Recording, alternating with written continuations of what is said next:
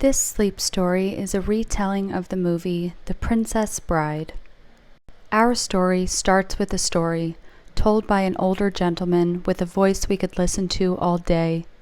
The narrator, a kindly old grandfather, begins reading to his sick grandson a story about a young maid in a faraway land who falls for her farmhand.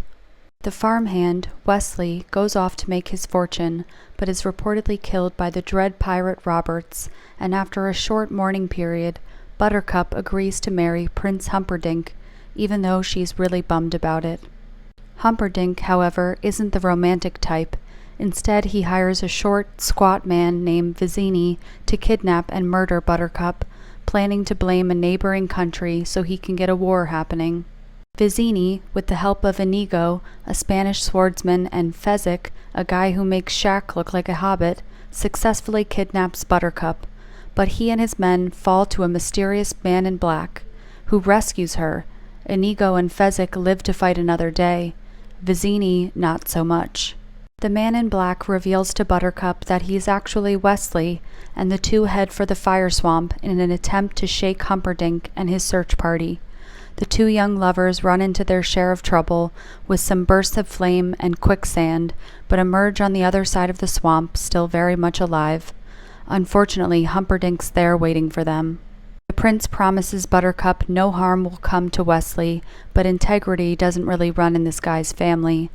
He hands his captive off to his right-hand man, Count Rugen, who takes Wesley into the pit of despair and hooks him up to the machine, which can painfully, very painfully, suck years out of a person. Meanwhile, Humperdinck goes to Plan B and decides to off Buttercup himself on their wedding night. Buttercup apparently has similar plans, as she threatens to kill herself if Wesley doesn't come for her. Not happy about this, Humperdinck runs into the pit of despair and turns the machine all the way up, killing Wesley. Well, mostly killing him. Inigo and Fezzik join forces to revive Wesley, as they believe he's the only one who can get them inside the castle, so Inigo can seek vengeance on Count Rugen, who murdered his father. They take him to Miracle Max, who, after some initial griping about the price, agrees to bring him back to life after it's revealed that there's a bit of true love at stake. Wesley, Fezzik, and Inigo storm the gates. Inigo finds Rugen, and after bleeding out from nearly every part of his body, somehow manages to best his nemesis and dispose of him.